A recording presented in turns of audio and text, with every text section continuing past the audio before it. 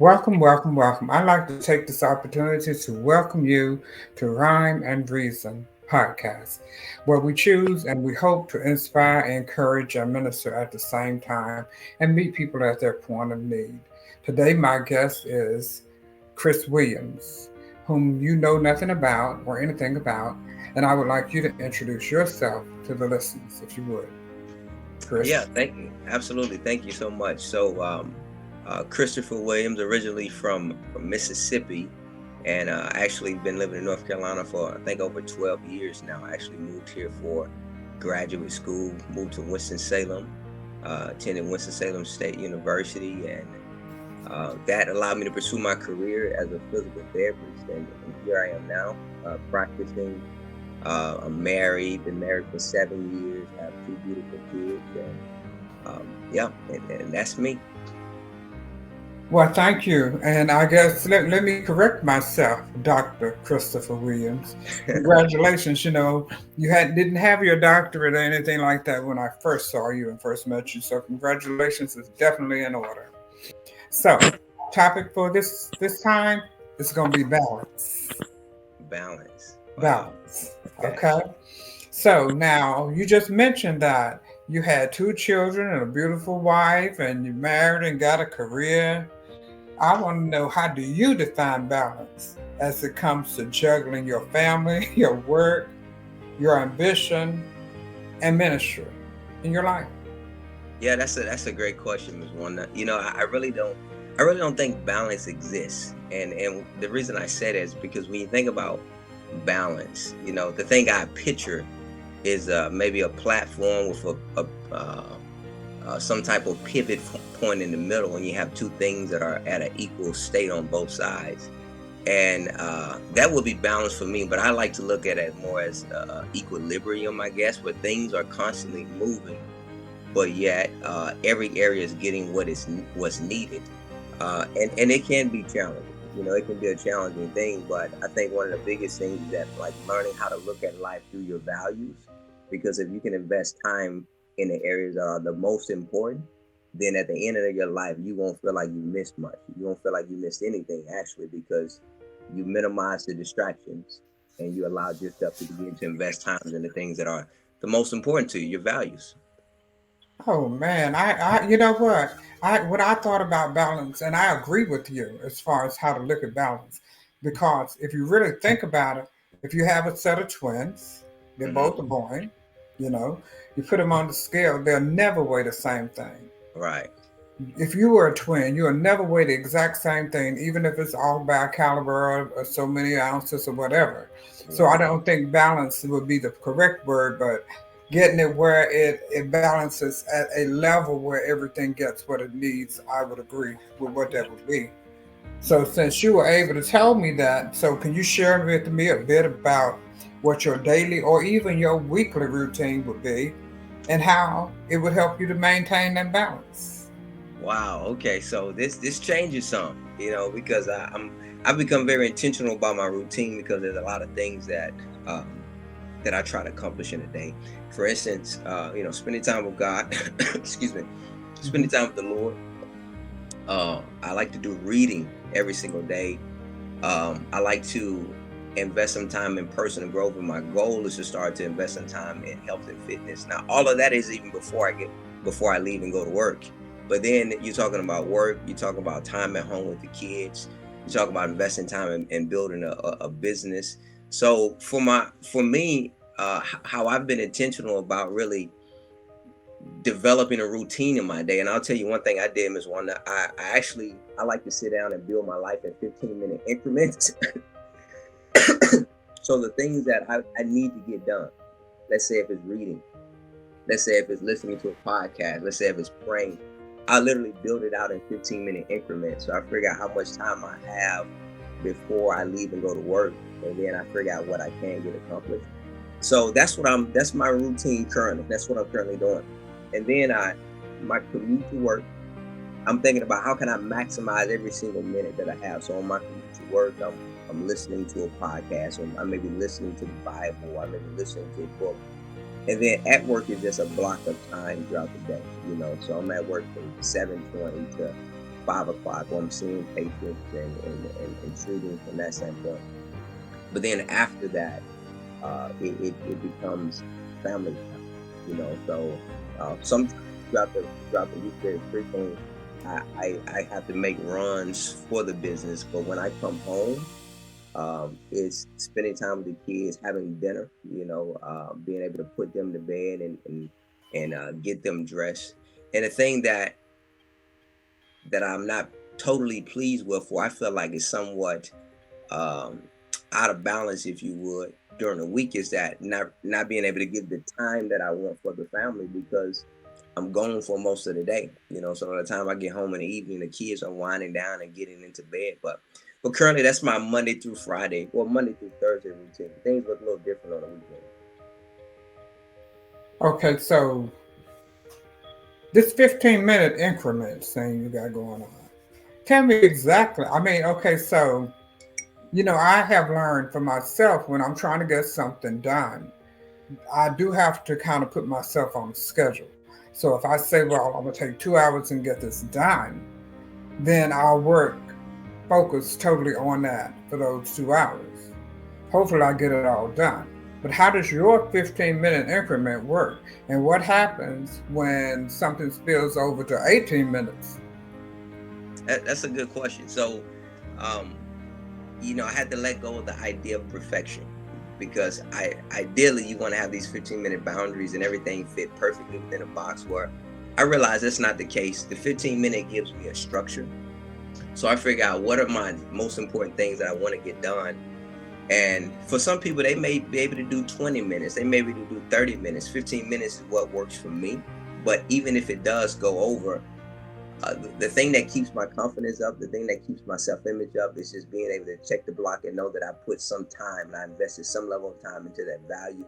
So say, for instance, if I read more than 15 minutes and it bled over into my exercise time and only have 5 minutes to exercise, well, let me push out a few push-ups. But at least I invested time in that thing that was most important for me that day. It keeps me focused. It keeps me confident. It keeps my self-image up.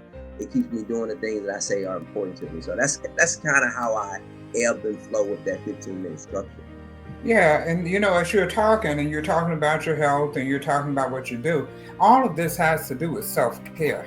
Yeah, Every absolutely. bit of it. And when you allowing all that amount of time, so what's your sleep schedule like? I mean, that's not even on my card. I'm like, okay, he has to have one, because what I have is a watch that my brother gave me, and it tracks my sleep, right? Whether I'm resting for real or just laying there and not really resting, or it's restless. Yeah, yeah. So man, I hate that you asked me about my sleep schedule. That's Mm. the that's the one that's the one area of my life that I have to I have to develop. If you can hear me coughing a little bit, I'm dealing with an episode because of what I believe is putting too much on my body, or taxing my body too much. Recently I came back from out of town and I made it home at 2:30 in the morning, and I got up early to go to church. I only had a few hours of sleep. Well, the next day I had to catch up on work. I didn't go to bed until 3, and then I woke up at 5:30. Now that's not a constant thing for me, but sometimes it does compromise. It could compromise the health. So sleep balance is one of the things I'm really striving to grow and develop. And the thing is, one that's been challenging for me is, just having this temperament of choleric, that I'm always driving. I'm always trying to get done. I'm always trying to maximize the day.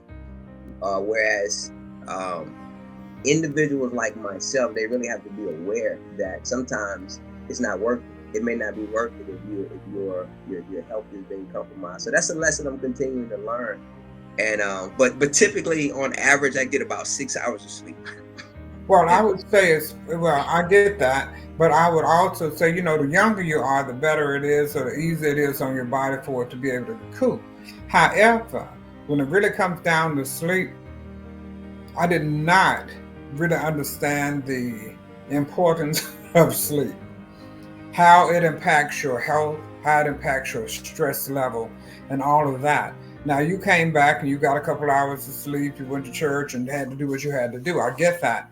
But normally, when I have all those kind of things going on, I do my regimen will be that I will take some emergency, which is the packet, except for because I have a compromised immune system, Mhm. I double up on it and I put it in hot water and I drink it. Why? Especially if I can feel my body trying to go somewhere where it doesn't need to go, and I know it's health wise. Feed your body what it needs and pay attention to what your body is saying, Yeah. because your body and your health will tell you a lot of things about where you are. So to be so driven and not get any rest, that is the component for all three of my sons. That's Mhm. them. Work, work, work, work, work. And Yeah. then they have their lists. And I really can't be mad because truthfully, that's what I do. Yeah. So I can't even say they didn't get it from me, because if they didn't get anything from me, the taking the notes, making your list, coming out with your plan, trying to be focused and all of that. But at the same time, you need your health, you need to laugh, you need that, because I was going to ask you what was the biggest challenges that you had. But your biggest challenge, I would assume, is knowing when to stop long enough to give your body a chance to say, hey, tomorrow, tomorrow. Yeah. Yeah, I agree that that has been a challenge for me. And I try to offset it by when you talk about health care, self care.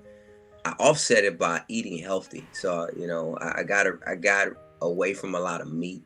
I do a lot of fruits and vegetables. I make sure I'm taking my vitamins and make sure I'm fueling my body with the proper nutrition, because I know that I've been pushing it on the sleep side. But you're right, nothing can replace sleep though.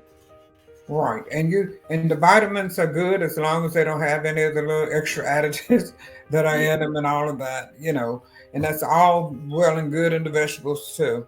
So, with all that being said, even with your schedule, Hmm. okay, how do you prioritize between your family time, your career, pursuing your personal ambitions, and fulfilling, let's say, any of your ministry obligations? And by the way, how old are your children?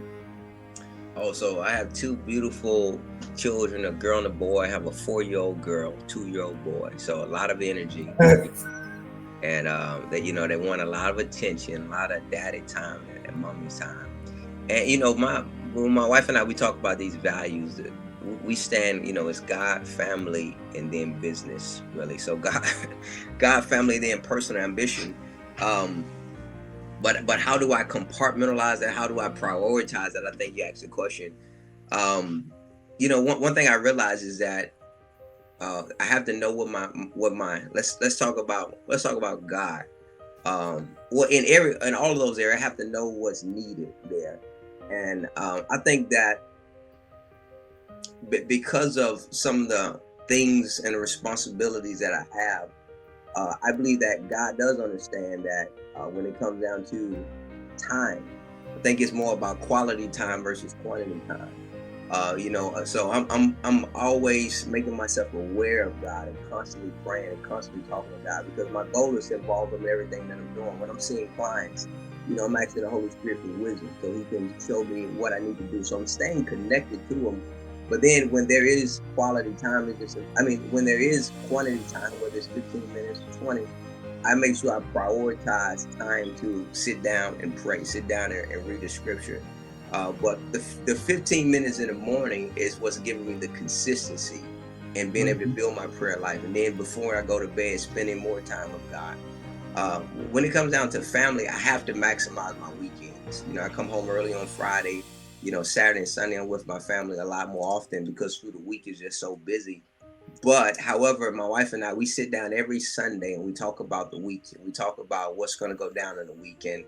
We kind of map out, okay, the kids are not going to see me as much these couple of days, so I need to change my schedule so I can come home early this day, because we know those things are important. They need to see me. We need to sit down and be able to have dinner at some point, because there's so much that happens at the dinner table. So a lot of these things are not perfect. I wish they looked perfect every single day, but we're constantly discussing it. We're constantly kind of figuring out what works for our family in the season that we're in. Well, that's good because, number one, you have a very young family. Number two, just the ability to be mature enough between two married people to have a conversation. Just because have the age don't mean that you have the maturity or the conversation or the communication or the willingness to hear each other's side and each other's position. So I think that is awesome. And of course, strategize and how it's going to maximize what you needed to do and do it all that you need to do in that short period of time. Because we all, I used to ask the Lord for some extra time, right? I wanted more time in my day. Yeah. What a wasted prayer, right? Because truthfully, we all get the same amount of time every day. And on another podcast, I was expressing the fact it is how we use our time. For me, I was doing things over and over and over again, expecting a different result. Okay, so how smart is that? Or thinking my tomorrow was going to come, but it's not promised to anybody. So why would it be promised to me? Yeah. So it all has to do with how you value time, how you value the things in your life. And you talked about quantity versus quality. I just always believe in the relationship. And yes, when you have a relationship with God and you're communicating with Him, He is forever speaking. He is forever speaking. And the deal is, are we listening? Are we moving when He says move? Because He gives us a whole bunch of signs all along the way. Whether it's through people or the things that we even a sermon that you may be listening to. So yes, I do agree with you wholeheartedly. Now, are you involved in a ministry and you have ministry obligations in that level as well? Well, right now the capacity that I serve in my local church is just really just serving. I mean, I play several different roles there. When it comes down to the names of the ministries may not necessarily resonate, but having to open up the church, having to doing security of the church. When it comes down to ministering and proclaiming the gospel, if you're speaking from that standpoint, not right now, not in this season, not at this time. But I'm only speaking from the aspect of where God would have you to be used. Somebody got to open church. Somebody got to close the church. Right, somebody has to be responsible for something. And I could not imagine the God I serve being upset with you when He helped. It was because of Him that you have children. Yeah. And He did not give you a children or a wife to abandon them at all. So to me, you have it in order. You have your order. Your order is the way it should be. And taking that time to regroup.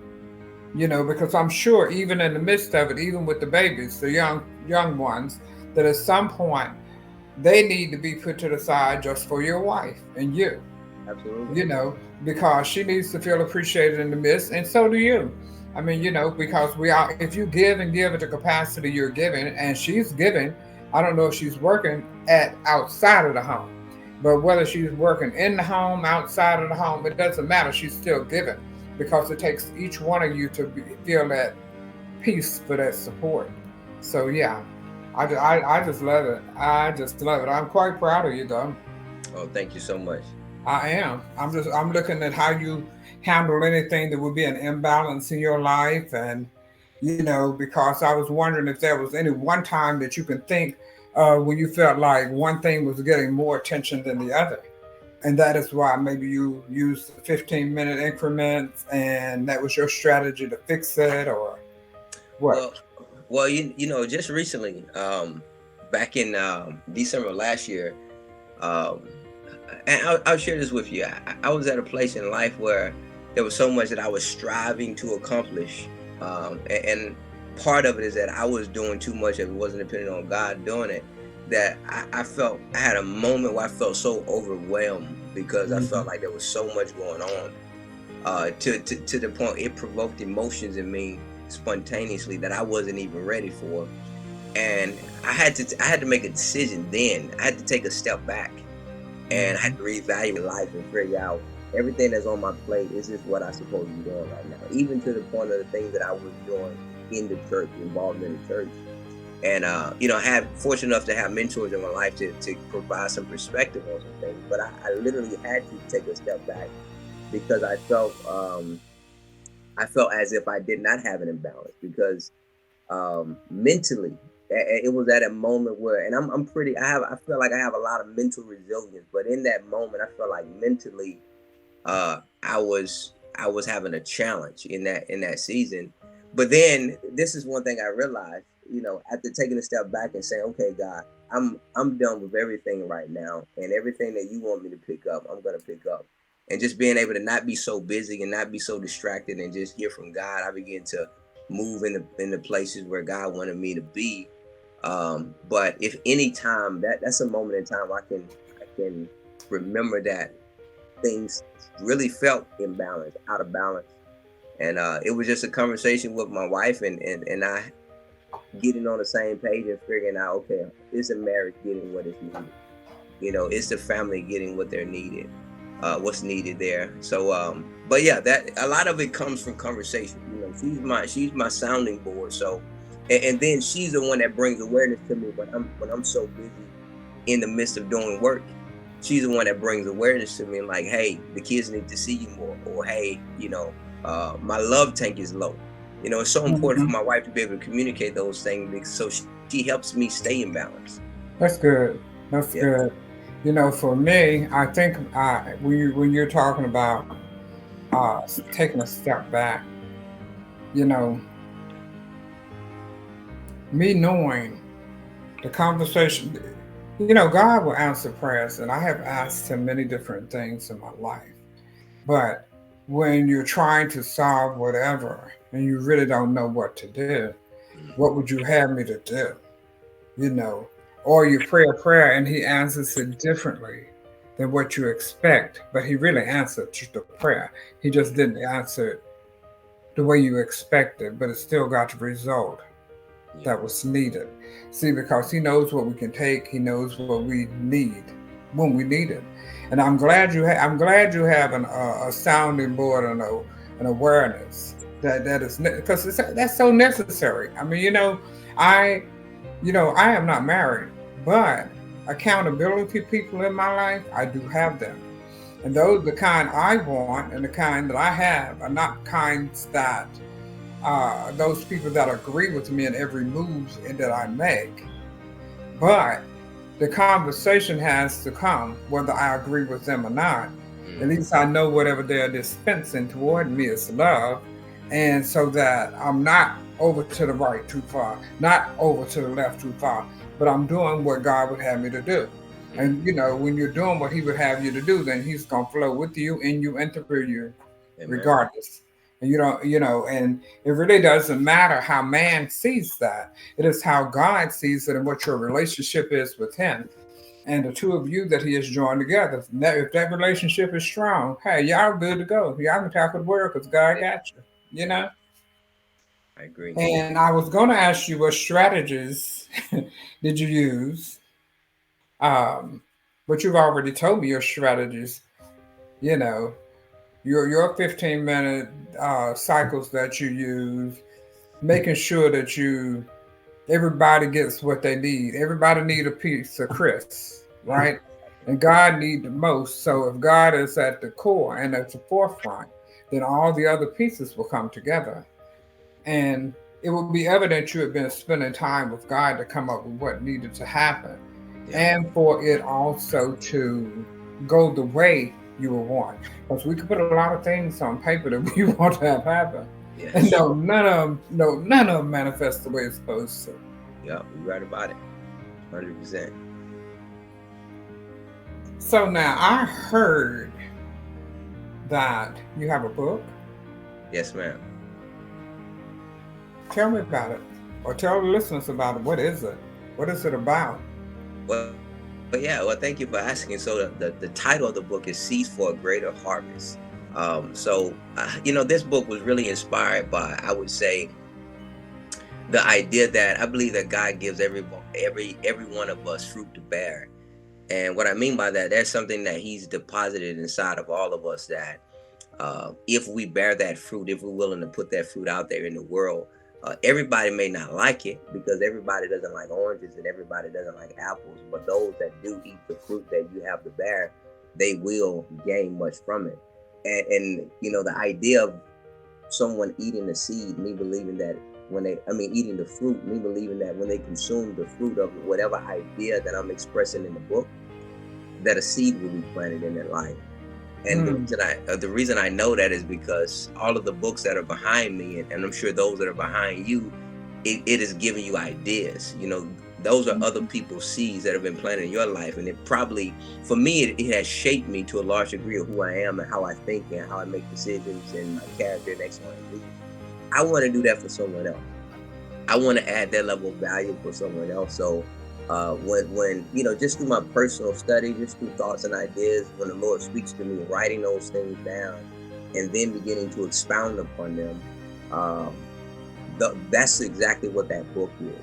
It's 10, I think the subtitle is 10 life-changing. Did you put your picture on it? I had to. My first one, I definitely did. I put my picture on the front. I think that's awesome. Congratulations on it. Congratulations on everything that is going forward in your life. And in the midst of it, we're talking about balance and not being balanced as much as an investment in every connecting piece of your life. I don't even know where you found the 15 minutes for this one, because I'm sure it was more than that. But then you really did answer when you said he was giving you bits and pieces and you expound upon them. Yeah. Do you have any point in time that you can remember or feel willing to share an example of time when your work or your career conflicted with your family or your ministry responsibilities? And if they did, how did you resolve it? Yeah, that's a great question. I think I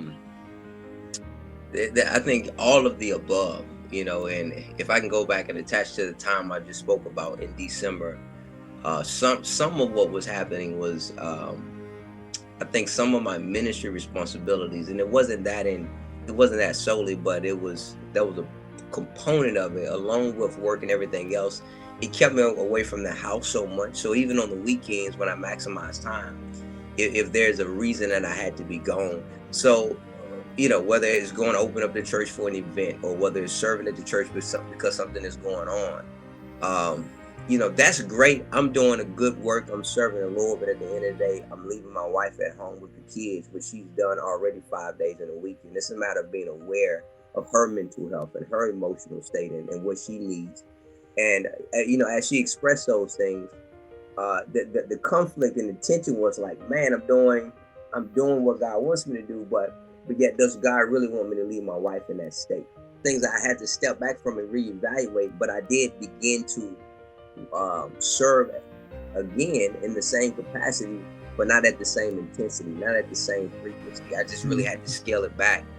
I think that is clear understanding. I know that is wisdom. That's applying wisdom within your life, within your marriage. I mean, what good would it be? Like they say, what is the profit of man to gain the whole world and to lose his soul? Meaning, bottom line, not meaning that you are going to hell or anything, but that you put everything over the gifts he gave you. Yeah. Your wife is a gift. Your children are gifts. You are a gift from God. You know what I'm saying? And he put gifts inside of you as well as your wife and your kids. So I do know that being more aware, and once again, it has to do with communication, because failure to communicate leads people to assume different things, and it can be strictly a misunderstanding. But failure to convey, failure to let somebody know where you are, because we're at different places at different points in time. Understand how ministry can consume you sometimes. It can be consuming where everybody wants so many bits and pieces out of you. But the problem with that is they can have the bits and pieces, and I do believe in servitude for sure. Mm-hmm. But they can't have more service from me that man has created for things to be done over what God would have you do. But hearing God and obeying God. So I get it. I have one last question for you. You believe that? Yes. And the question would be, what advice would you give to others who are Mm. striving to find balance among their family, their work, maybe their church, their personal goals, whether it's whatever they are? How Hmm. do they find balance? Yeah, so that's a great question. Um, that reminds me of a story I read in a book called The Seven Habits of Highly Effective People. And just to paint a picture here, the chapter opens up with um, it tells the reader you're in a funeral, and as you walk up to the casket, number one, as you're looking around the church, you see your family, you see your significant other, maybe your spouse, you see your children, you see close friends, and then as you walk up to the casket, you look down and to your surprise, you see yourself. And as you go back and sit in the pews and you listen to what all of these individuals go up to the podium to speak about you, the book says, what are those things that you would like to hear? Like, what do you hope that your spouse will say about you when you're gone? What do you hope your kids will say about you when you're gone? Those close friends. And if you can take the time out and write those things down, those things will help you identify your values and what's more important to you. Because at the end of the day, those are the things you want to be remembered for. Not what type of car you've driven, not how big your house was. It's the type of person you was, the relationship that you developed, the quality of those relationships. So I would say first identify those things, and then take a step back and begin to govern your life based on those things. Allow your paradigm to shift to where you're looking through the lenses of those values, and that should be how you invest in your time. That should be how you are pouring into the type of relationship, those priority relationships, because every relationship you have may not be a priority relationship. So, but that will give you some level of, um, I guess, structure in decision making. Because I believe sometimes people just don't know how to make decisions. They don't know how to live by their values and don't know what their values are. That will help you identify your values. It will help you learn how to live by. I think about what I want to be remembered for. I make a list of the things I want to be remembered for. Then I'm assuming that I strive to do those things that creates the things that I want to be remembered for. If I want to be remembered for generosity, then I do generous things. If I want to be remembered for loving my family, then I show up for events Yeah. within my family. I want to be remembered for a person who really loved God. My personal belief is I know I love God. And I'm not everybody, so I don't walk around with a cross on my neck. Hmm. I don't have anything in the back of my window. I don't have any type of emblem on my car or anything to indicate that. I would like to think and believe and know that how I respond to people on a daily basis, how I live my life on a daily basis, will show who I really am. Nobody should have to ask, do you know God? Did she know God? Did she walk with God? Did she have a relationship with God? And not that we don't stumble along the way, because we all do. Hmm. But do you stay where you are or do you get up? And if you get up, what are you going to do after you offend someone? If you Hmm. do. You see what I'm saying? So I really try to live my life that way and become even more conscious because I know words impact. No matter what, words impact. Yeah. What would you want to be remembered for?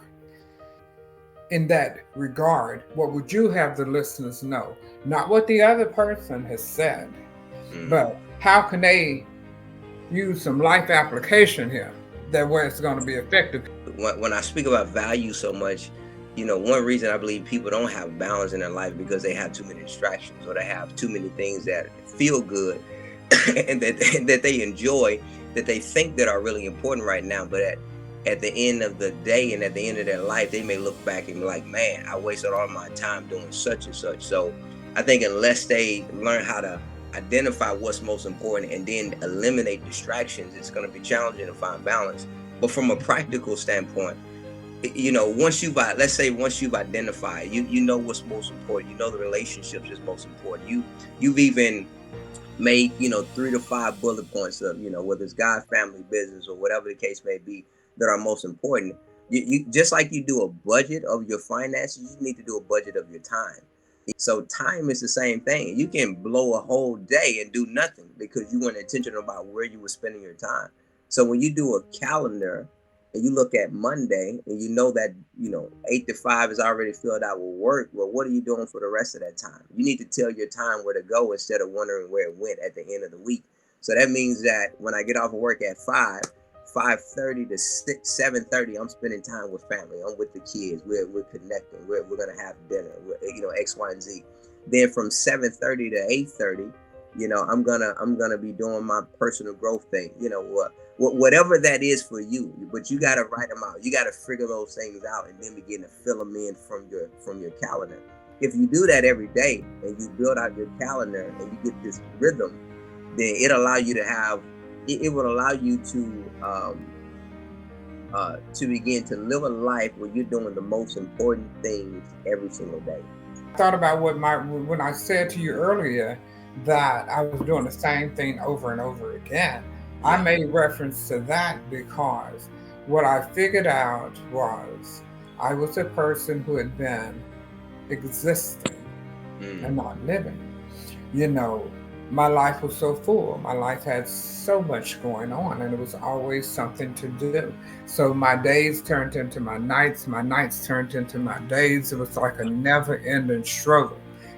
When I think about the layers of balance and the things that we need, yes, I think that it's all extremely important.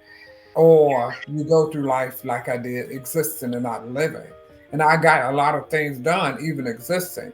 But I get more done living because there's a purpose. I do get more done living because now I've set a pretty good schedule. I've got an idea. But also, I'm also in tune to hearing if something is changing.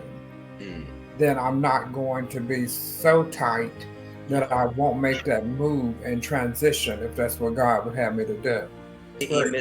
Miss Wanda, you mentioned one thing about not having that it's so structured that if God wants you to move in a different way, that you're willing to, and I think that is important because you got to have a realistic schedule. But at the end of the day, those that have a relationship with God and that are sensitive to the Holy Spirit, you got to be willing to say, yeah, this is my plan, but yet God has a different plan, so He may want to do something different with my time on this particular day.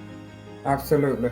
It's God saying in the midst of everything, and just being aware, just being totally aware of what God would have us to do. Yeah, absolutely. I just want to thank you for your time on today. I have just truly enjoyed seeing you and talking with you, Dr. Christopher Williams. Hey, thank you for the opportunity, Miss Wanda. No problem. We'll talk again. You have a great evening.